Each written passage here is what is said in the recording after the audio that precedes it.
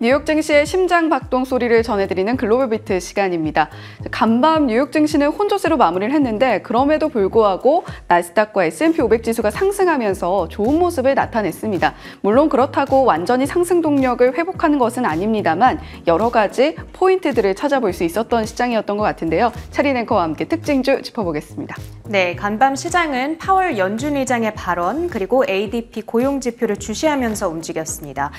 파월 의장은 다시 한번 금리 인하 우리 신중하다, 확인될 때까지 천천히 할 것이다 라고 얘기를 했고 고용은 그런 한편 강했습니다. 하지만 최근에 시장에 고금리 장기화에 대한 우려가 어느 정도 반영됐던 만큼 나쁘지 않은 흐름을 나타냈는데요. 지수 종가부터 바로 확인해 보시죠. 자, 다우지수만이 0.1% 이렇게 막판에 낙폭을 기록하면서 움직였고요. 나스닥 지수와 S&P 500 지수는 각각 0.2% 그리고 0.1%의 상승권에서 거래를 마치는 모습이었습니다. 이렇게 하단이 어느 정도 지지력을 갖춘 채 움직이는 오늘 시장이었고요. 3일 만에 반등 시도에 나서줬다는 것도 유의미하게 평가를 해볼 수가 있겠습니다. 자, 섹터별 움직임 어땠는지 확인해 보도록 하겠습니다. 11개 섹터 가운데 오늘은 9개 업종이 이렇게 오르는 모습이었는데요. 그 가운데에서도 소재 섹터가 가장 강했습니다. 1% 가까운 상승을 기록했는데 그 상승을 주도했던 종목으로는 프리포트 맥모란을 꼽아볼 수가 있겠습니다. 자, 구리 선물 가격이요. 연초부터 계속해서 오름세를 나타내고 있고요. 간밤에는 13개월 내 최고가를 기록하기도 했습니다. 연내 1만 달러를 찍을 거다라는 전망도 나오고 있는데요. 유가와 마찬가지로 지정학적 리스크로 인해서 공급에 대한 우려를 받아가고 있는 상황이고요. 이 구리하면 대표적인 관련주로 FCX가 뽑히고는 합니다. 세계 최대 구리 광산 회사라고 생각을 하시면 되는데요. 오늘까지 주가가 5거래일 연속 오름세를 나타내고요. 하루 빼고는 계속해서 2%대의 급등세를 기록 중이라는 점도 체크를 해보시면 좋겠습니다. 자, 그런가 하면 가장 약했던 섹터로는 경기 방어주를 꼽아볼 수가 있겠습니다. 그리고 그 안에서 눈에 띄는 하락세를 나타냈던 종목이 바로 프록터앤갬블이었습니다. 다우니, 페브리즈, 헤드앤숄더 샴푸 이런 것들을 만들고 있는 기업인데요. 기관 투자자가 보유 주식을 일부 매도했다라는 소식에 주가가 큰 폭으로 빠졌습니다. 자, 그런가 하면 두 번째로 강했던 건 바로 에너지 sektor였죠. 오늘도 WTI 국제유가는 오름세를 나타냈습니다. 에너지 섹터. 오펙 플러스가 감산 규모를 하루 220만 배럴씩 감산하는 것을 유지하겠다라는 결정을 내렸습니다. 그러면서 WTI 국제유가는 나흘째 상승세를 나타냈고요. 오늘은 0.6% 정도의 플러스권 움직임을 현재 나타내고 있습니다. 그리고 에너지 섹터 내에서 특히나 정제 마케팅 관련주들이 강하게 올랐습니다. 마라톤 페트롤리움, 발레로 에너지 이런 종목들이 포함된다고 보시면 되겠습니다. 자, 그렇다면 전반적인 종목별 분위기 히트맵을 열고 확인해 보도록 하겠습니다. 오늘 종목별로 좀 다양한 이슈들이 나오는 하루였습니다. 먼저 M7 종목들부터 확인을 해볼 텐데요. 메타를 제외하고는 대부분 보합권, 아마존과 테슬라가 그래도 좀 탄력적으로 움직여주는 하루였다고 볼 수가 있겠습니다. 이 아마존 소식부터 확인을 해볼 텐데요. 클라우드 사업부인 AWS 부문에서 수백 명의 직원을 감축한다라는 소식을 전했습니다. 아마존에 있어서는 이 AWS 사업 부문의 수익성이 상당히 좋습니다. 그런데 최근에 금리 인하에 대한 부담감으로 인해서 여러 고객사들이 클라우드에 쓰는 이 지출을 줄이고 있다고 합니다. 이것이 아마존의 AWS 매출에 타격을 주게 되면서 매출 성장률이 둔화하고 있다라는 소식이 전해졌고요. 이에 따라서 아마존 역시도 비용 부담을 덜어내기 위해서 이런 직원 감축 결정을 내린 것으로 확인이 되고 있습니다. 최근에 아마존뿐만이 아니죠. 마이크로소프트, 구글, 애플 측에서도 직원 감축에 대한 소식이 전해진 바가 있었는데요. 이렇게 미국 빅테크가에서는 여전히 직원 해고할 바람이 불고 있는 모습을 확인할 수가 있습니다. 자, 디즈니 소식도 확인해 보도록 하겠습니다. 커뮤니케이션 섹터 내에서 상당히 빨간 불을 켜고 있는데요. 자, 행동주의 투자자 넬슨 펠츠를 상대로 한 표 대결에서 승리를 했다. 이런 소식이 전해졌습니다. 기사 헤드라인을 보시면 board fight라고 되어 있는데요. 이 회사에 대한 통제권을 두고 주주들이 벌이는 싸움을 의미합니다. 밥 아이거 CEO 등 경영진이 원하는 대로 이사회 멤버들을 이제 구성할 수가 있게 된 건데요. 따라서 앞으로 디즈니의 주가 향방에 어떤 영향을 미치게 될지는 조금 더 지켜봐야겠습니다만 오늘 이 표 대결 결과가 전해지기에 앞서서 구겐하임 측에서는 그 영향력이 그렇게 크지는 않을 거다라고 평가를 하기도 했습니다. 어쨌든 오늘 주가는 약간 셀더 뉴스 이런 움직임이 나타났습니다. 3% 급락으로 진행이 됐고요. 120달러 선을 하회하고 있는 디즈니의 주가입니다. 자, 계속해서 이번에는 기술주 섹터로 가서 인텔에 대한 소식도 확인해 보도록 하겠습니다. 인텔의 주가가 오늘 상당히 급락세를 나타냈습니다. 지난 한 해 동안 70억 달러의 영업 적자를 파운드리 사업 부문에서 나타낸 것으로 공개가 됐는데요. 전년도에 기록했던 것보다 매출은 감소한 한편 이 영업 적자의 폭은 더 확대가 됐습니다. 그간 파운드리 사업 부문이 인텔에게 있어서 새로운 성장 동력이 돼줄 거다. 이런 기대감이 상당히 크게 모여 있었던 만큼 오늘 이 뉴스가 상당한 악재로 작용을 하는 모습이었습니다. 사측에서는 올해 이 적자폭이 정점을 찍고 2030년 안에는 손익분기점을 돌 거다라고 얘기를 했지만 그럼에도 불구하고 인텔의 주가는 오늘 8%대 급락세를 나타내는 모습이었고요. 자, 주가 40달러 선을 간당간당 지켜낸 채 거래를 마치는 오늘장이었습니다. 자, 계속해서 같은 테마 내에서 마이크론도 확인해 보도록 하겠습니다. 전일 뱅크 오브 아메리카 측 목표가 상향 소식이 있었는데요. 오늘도 탄력적인 움직임을 이어가 줬습니다. 4%대의 상승권에서 거래를 마치는 모습이었고요. 시클리컬 쪽으로 가서는 테슬라도 확인해 보겠습니다. 테슬라에 대한 약세론자로 아주 잘 알려진 인물이 하나 있습니다. 바로 헤지 펀드 매니저 퍼 레칸더라는 인물인데요. 이 사람은 2020년부터 테슬라의 하락에 베팅하면서 숏 포지션을 계속 들고 있었던 인물입니다. 오늘 CNBC와의 인터뷰에서 테슬라가 could go bust, 즉 파산할 수도 있겠다. 그러면서 그 주가는 14달러 수준까지 내려갈 수 있을 거라는 전망을 내놨습니다. 전일 그래도 테슬라의 주가가 워낙 큰 폭으로 하락을 했던지라 오늘 이런 소식이 있었음에도 불구하고 주가는 1%대의 상승세를 나타냈는데요. 168달러 선에 거래를 마감하는 오늘장이었습니다. 자, 계속해서 산업 섹터도 들여다보겠습니다. 제너럴 일렉트릭이 소식이 있었죠. 자, 이번 주 분사를 마쳤습니다. 에너지 사업부인 GE 베르노바 이제 분사를 마쳤고요. 본래 제너럴 일렉트릭으로 우리가 익숙했던 이 회사는 이제 GE 에어로스페이스로 공식 명칭이 바뀌게 됐습니다. 자, 오늘 이 분사를 마치고요. GE의 주가가 무려 7% 가까운 상승세를 나타냈습니다. 145달러 선에 종가를 형성하는 모습이었고요. 자, 그 밖에 시장을 움직였던 다양한 종목들 마켓모버스를 열고 확인을 해보도록 하겠습니다. 자, 상승 특징주 3위에는 포드가 올라와 있습니다. 1분기 미국 내 매출이 전년 대비 7%나 증가했다. 이런 소식과 함께 특히나 전기차 매출이 86% 올랐다라는 소식을 전했습니다. 상당히 기여도가 큰 모습인데요. 이 소식에 오늘 포드의 주가는 3% 가까운 오름세를 나타내면서 13.65달러의 종가를 형성하고 있습니다. 자, 다음으로는 핀테크 기업이죠. 소파이 테크놀로지스도 확인해 보도록 하겠습니다. 오늘 리드엠 측에서 매수 커버리지를 게시해 줬는데요. 이 디지털 렌딩, 즉 대출 분야에서 long-term winner가 될 거다. 장기적인 선두 기업이 될 거다. 이런 평가를 전해줬습니다. 이후에 주가 크게 뛰어 올랐습니다. 4.7% 오르면서 7.5달러 선에 종가를 형성하고 있는 모습 확인됩니다. 자, 다음으로는 시그넷 주얼러스도 확인해 볼 텐데요. 이 자사주 매입 소식이 전해졌습니다. 4억 1,400만 달러어치를 매입한다라는 발표를 전한 이후에 10% 가까운 급등으로 진행이 됐고요. 자, 다음으로는 하락 특징주들 울프스피드부터 확인해 보도록 하겠습니다. 반도체 관련주에 해당하는데요. 웰스파고 측에서 투자 의견을 비중 확대해서 중립 의견으로 하향시켰습니다. 테슬라 쪽에서 발생하고 있는 매출이 있기 때문에 이쪽에서 좀 타격이 생길 수도 있겠다라는 커멘트를 전했고요. 리트스피드의 주가는 2.6% 하락으로 진행이 됐습니다.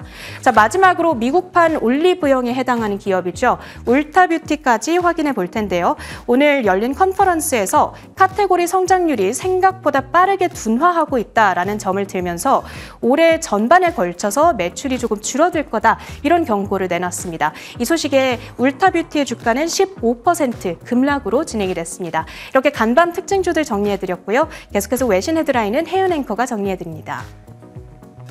네, 앞서서 체린 앵커가 간밤에 시장을 움직인 요소들 하나하나 짚어주었습니다. 특히 파월 의장의 발언이 있었다라는 점이 주목할 만하고요. TSMC 지진발 반도체 쪽에서도 지각 변동이 좀 있을 예정인 것 같습니다. 관련 내용들 하나하나 짚어보도록 하겠습니다. 첫 번째 외신 헤드라인, 파월 의장의 발언과 이어서 최근에 매해 발톱을 드러내고 있는 라파엘 보스틱 총재의 발언까지 이어서 살펴보겠습니다. 일단 파월 의장의 발언에 조금 더 무게를 두면서 시장은 안도감을 드러냈는데요. 파월 의장이 강한 경제가 인하 전망을 바꾸지는 않을 것이다 라는 기존의 입장을 반복했다라는 점이 오히려 반갑게 느껴졌던 하루였습니다. 내용 함께 살펴보시죠. 제롬 파월 미 연준 의장이 최근 데이터가 견조한 성장, 강하지만 균형을 되찾고 있는 고용시장, 때로는 울퉁불퉁한 경로를 따라 2%로 하락하는 인플레이션이라는 전반적인 상황을 실질적으로 바꾸지는 않고 있다며 기존의 입장을 고수하는 발언을 내놨습니다. 파월 의장은 다만 인플레이션이 목표 수준인 2%를 향해 지속 가능한 하락세를 보이고 있다는 확신이 들 때까지 기준금리를 낮추는 것은 적절하지 않다고 생각한다며 견조한 경제 성장세와 인플레이션 진행 상황을 고려할 때 우리는 들어오는 데이터를 통해 정책 결정을 내릴 시간이 있다고 말했습니다. 이는 지난달 20일 FOMC 기자회견 발언과 크게 다르지 않은 내용으로 현재 FOMC 위원 19명 중 9명은 연내 2차례 이하 금리 인하를 예상하고 있습니다. 네, 이렇게 파월 의장의 발언 이후에 우리가 또 하나 살펴볼 만한 부분은 기관별로 금리 인하를 언제 시작할 것인가, 그리고 올 한 해 동안 금리 인하 폭을 얼마나 큰 폭으로 가져가게 될 것인가, 이 부분을 전망하고 있는 전망치입니다. 대체로는 첫 번째 금리 인하가 여전히 6월에 이루어질 것이라는 4월 2일의 기관별 전망치 살펴보고 계시고요. 다만 일본 쪽의 기관들은 2024년에 미즈호 증권에서는 금리 인하가 이루어지지 않을 것이다 라고 전망을 하고 있고요. 또 7월에 금리 인하가 이루어질 것이다 라고 전망을 하는 노무라 증권의 의견도 있습니다. 하지만 여전히 전망은 6월 인하가 조금 더 강하게 내러티브가 형성되어 있는 모습이고요. 75bp부터 125bp까지 금리 인하의 폭도 다양합니다. 자, 그렇다면 라파엘 보스틱 총재 어떤 발언을 내놨길래 매해 발톱을 드러내고 있다라는 평을 받고 있는 걸까요? 보스틱 총재는 지난해만 해도 투표권을 갖고 있는 상황에서 굉장히 긍정적인 발언을 많이 내놨던 대표적인 비둘기파 위원으로 분류가 됐던 인물입니다. 그런데 최근 들어서 계속해서 나는 금리 인하 올해 한 차례 정도가 적절하다라고 생각한다라는 발언을 꾸준히 내놓고 있고요. 간밤에 나온 발언에서도 이 전망에 변함이 없다라는 기존 입장을 고수하고 있습니다. 파월 의장과 인플레이션을 해석하는 방법이 좀 다른 것 같은데요. 접근 방식이 좀 다르다라고 풀이가 되고 있는데 과연 파월 의장의 이 현재 발언대로 금리 인하 내러티브가 흘러가게 될지, 아니면 보스틱 총재의 발언에 조금 더 무게가 실리게 될지 계속해서 지켜보시면 좋을 것 같습니다. 자, 현재 금리 인하 경로를 살펴보게 되면 대체적으로 올해 3회 인하가 조금 더 우세한 상황이긴 합니다만 연준의 투표권을 갖고 있는 위원 중에 한 명만 변심을 하더라도 2회 인하로 수정을 할 수밖에 없는 상황입니다. 그렇기 때문에 보스틱 총재의 발언도 물론 투표권은 현재는 갖고 있지 않습니다만 주목해 볼 만하고요. 3월 ADP 민간 고용 수치도 발표가 됐죠. 18만 4천만 명으로 예상을 상회하는 수치로 드러났습니다. 자, 지금 현재 미국에서 주목하고 있는 것은 고용 데이터인데 ADP 민간 고용의 경우에는 ADP사가 갖고 있는 고객 데이터를 기반으로 발표를 하는 수치이기 때문에 시장에 미치는 영향 자체는 아주 크지는 않습니다. 하지만 전반적으로 여전히 고용이 계속해서 늘어나고 있는 모습들을 살펴볼 수 있기 때문에 이런 부분들이 좀 둔화세를 보여야만 시장이 안정적으로 금리 인하 경로를 밟을 수 있을 것이다 라는 이야기도 함께 나오고 있습니다. 자, 두 번째 외신 헤드라인도 살펴보겠습니다. 로이터 통신의 보도인데요. 사실 이 보도는 로이터 통신뿐만이 아니라 여러 외신에서 많이 다뤘던 내용입니다. 대만에서 어제 지진이 발생했는데 상당히 큰 규모였습니다. 7.2의 강진이었고요. 자, 과연 이 TSMC의 지진이 반도체 공급망, 특히 아시아 공급망에 미치는 영향이 클 거라는 분석들이 나오고 있습니다. 내용 함께 보시죠. 글로벌 반도체 시장의 벤치마크인 필라델피아 반도체 지수가 대만 지진이라는 악재를 털어내고 장중 상승세로 전환했습니다. 필라델피아 반도체 지수는 대만에서 발생한 강진으로 세계 최대 파운드리 업체인 TSMC의 반도체 생산에 차질이 생길 수 있다는 우려에 투자 심리가 급랭했던 영향으로 하락 출발했습니다. 전일 대만에 발생한 규모 7.2 강진으로 TSMC의 일부 기계가 작동을 중단하고 대만 남부 가오슝 지역에 지어지는 반도체 공장도 건설이 잠정 중단된다는 소식이 반도체 지수를 끌어내렸지만 미국 서비스업 업황이 예상보다 소폭 둔화했다는 소식에 저가 매수세가 유입됐습니다. 더불어 일부 TSMC 직원들이 생산 라인으로 복귀했다는 소식도 들려오며 상승 전환에 성공했습니다. 다만 TSMC 지진이 반도체 공급망 전체에 영향을 줄 수 있다는 분석은 이어지고 있습니다. 자, 어제 대만을 덮쳤던 7.2 강진이 얼마나 영향이 컸는지를 살펴보는 현재 대만의 지도 모습입니다. 색깔이 진할수록 진도가 강했다라고 보시면 되겠는데 대만 전역을 사실상 덮쳤고요. 특히 대만 중부부터 북부까지 전방위적으로 영향을 미치는 모습도 확인이 됐습니다. 사실 TSMC는 계속해서 탈대만 움직임을 보이고 있는데 이러한 지정학적 요인들도 자리를 하고 있습니다. 대만의 위치가 태평양 지진대, 그러니까 불의 고리라고 불리는 이 지역에 위치해 있기 때문인데 이런 식으로 지정학적으로 이런 지진 같은 리스크를 맞이하게 되면 TSMC가 받아들여야 될 리스크는 훨씬 더 컸다는 거죠. 지금 TSMC는 일본에도 공장을 증설을 하고 있고요. 이러한 상황들이 과연 TSMC의 주가에는 어떤 영향을 미쳤는지까지 이어서 살펴보겠습니다. 일단 대만 시장에서는, 홍콩 시장에서는 TSMC가 하락으로 마무리를 했는데 미국에선 상승으로 마무리를 했습니다. 1.27% 상승, 시간외에서도 0.22% 상승이었는데요.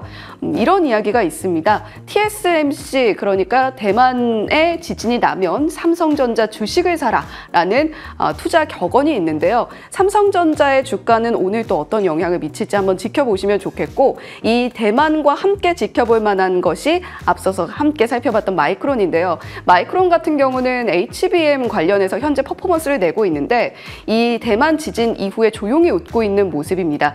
마이크론이 현재 진행하고 있던 HBM 가격 협상을 잠정적으로 중단하겠다라는 통보를 고객사들한테 전했다라고 하는데요. 마이크론 간밤에 주가가 4% 넘게 올랐거든요. TSMC의 대만의 TSMC의 지진으로 이렇게 반사 이익을 누릴 수 있는 기업들을 찾는 움직임이 조금 더 활발하게 나타나고 있습니다. 반면에 인텔은 8% 급락하는 모습을 보여줬는데 앞서서 체리냉커가 이 파운드리 부분에 매출 부분에 영향이 좀 있었다라는 이야기를 전해준 만큼 인텔 주가도 한번 체크해 보시면 좋겠습니다. 이어서 다음 외신 헤드라인으로 이어가 보겠습니다. 블룸버그 통신의 단독 보도인데요. 애플이 애플카 중단 이후에 차세대 먹거리를 찾은 걸까요? 그런데 그 주인공이 로봇이라고 합니다. 어떤 내용인지 자세하게 하나하나 뜯어보시죠. 애플이 애플카 중단 이후 차세대 혁신 중 하나가 될 가능성이 있는 분야인 개인용 로봇 공학에 심혈을 기울이고 있다는 블룸버그 통신의 단독 보도가 나왔습니다. 이는 스컹크 웍스 프로젝트라는 이름의 비공개로 진행되고 있는 것으로 알려졌습니다. 아직 해당 프로젝트는 시작 단계에 있으며 애플은 새로운 수익원을 찾아야 한다는 압박 속에 전기차 프로젝트 중단 이후 로봇 공학에 집중하고 있는 것으로 드러난 겁니다. 해당 프로젝트는 애플의 하드웨어 엔지니어링 부서와 존 지안안드레아가 운영하는 AI와 기계학습 그룹 내에서 이루어지고 있으며 특히 가정용 로봇에 중점을 기울이고 있는 것으로 나타났습니다.